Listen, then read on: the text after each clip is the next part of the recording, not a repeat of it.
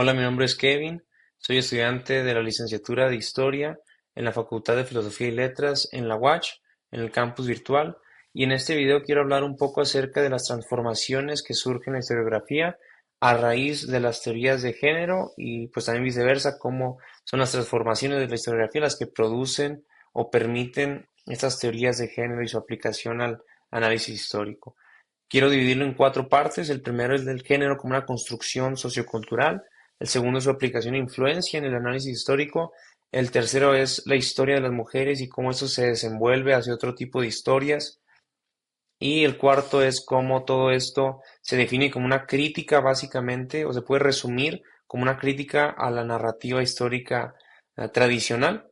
Primeramente tenemos a lo que es la historiadora John Scott, una historiadora estadounidense que introduce este concepto de género como categoría, perdón, y como una construcción sociocultural que proviene del feminismo de la segunda ola de la década, perdón, de los 50, 60 y establece que es una de las formas primarias de las relaciones significantes de poder asociadas al lenguaje. Entonces, básicamente, esta historiadora lo que intenta plantear en el quehacer historiográfico es ver al género o utilizarlo como una categoría que podamos analizar la historia desde un punto de vista deconstructivo del lenguaje de la teoría de Jacques Derrida o basada en la teoría de Jacques Derrida y también la teoría acerca del poder de Michel Foucault. Vemos que establece, perdón, cuatro elementos constitutivos de este concepto. El primero son los símbolos, que son todas aquellas representaciones que a menudo están en conflicto o crean conflicto o contradicciones acerca de lo que creemos que es el significado y lo que realmente se experimenta, por así decirlo, o lo que realmente se ve. Los conceptos normativos que buscan son estructuras más complejas que buscan establecer una limitación y contener las representaciones simbólicas de estos conceptos a través de oposiciones binarias, como lo es hombre-mujer. Las nociones políticas e instituciones sociales que son las que permiten que se establezcan estos conceptos normativos y se continúen con ellos, buscan legitimar y posibilitar esta permanencia de esos conceptos en la sociedad.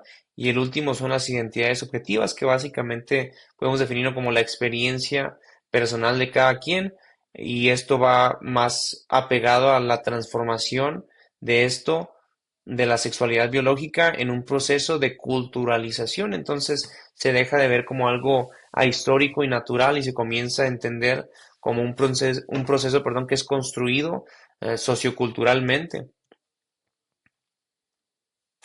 A partir de aquí podemos ver que el género comienza, o las teorías de género comienzan a tener una influencia significativa en la historiografía.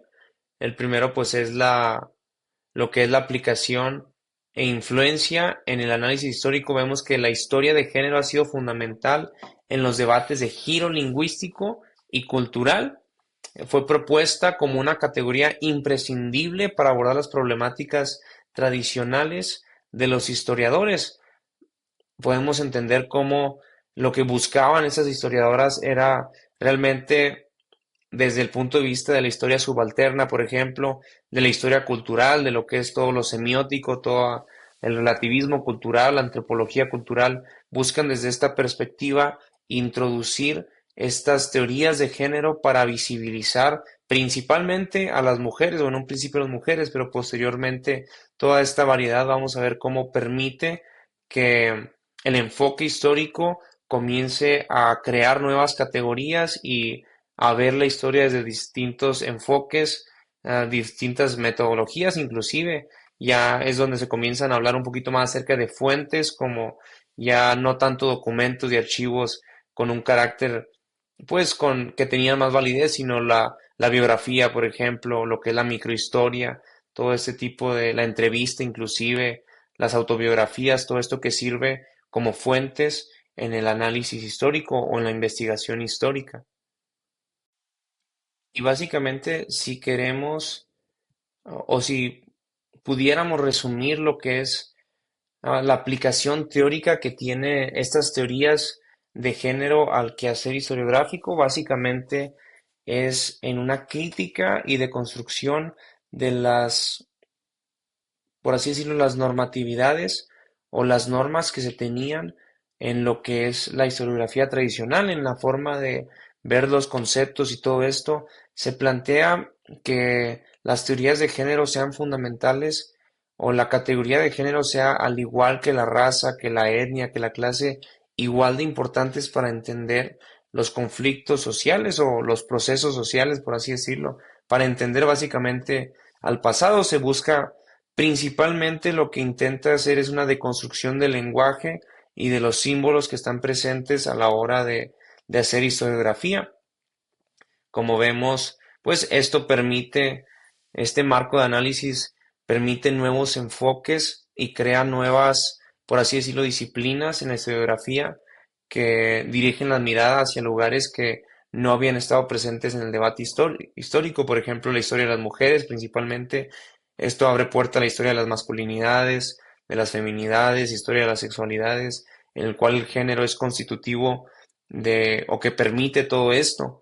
Este cambio epistemológico pues permite ver a lugares marginados, por así decirlo.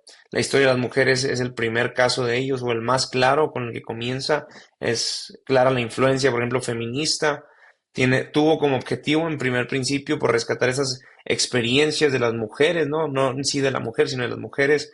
Coloca a las mujeres también como agentes sociales del cambio histórico.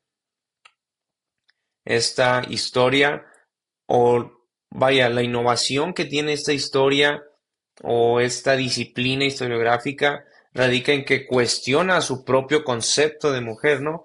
Muchas veces se daban por hecho, se da por hecho conceptos eh, que podríamos decir que todos entendemos, pero realmente la historia de la mujer comienza preguntándose si es posible una historia de la mujer y qué significa el ser mujer.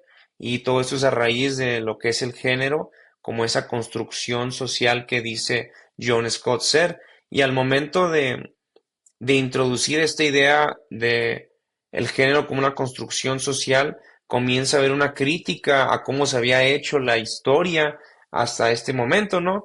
Androcéntrica, en el cual el hombre pues tiene el control, el poder, por así decirlo, tiene o establece todas las normas que debe de seguir, así como los enfoques y las finalidades que la historia debe de tener. Entonces vemos que la historia toma un giro a ver a los grupos marginados, podemos ver la historia subalterna, este enfoque cultural y subalterno, donde ya visibilizan también a las mujeres indígenas, por así decirlo, a los homosexuales, a todas estas personas que han estado fuera de la mirada, por ejemplo, así occidental, es donde vemos los estudios por ejemplo, de colonialidad con María Lugones, los estudios queer que intentan realmente, no sé si está bien pronunciado, pero pues intentan abordar todas las experiencias personales, principalmente en la categoría de la diferenciación sexual, ¿no? En todos sus ámbitos.